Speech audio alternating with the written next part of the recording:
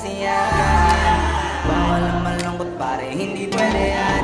Sa'kin makinig ka pare, sa panahon ngayon wala nang matinong babae. Maniwala ka sa'king mga sinasabi.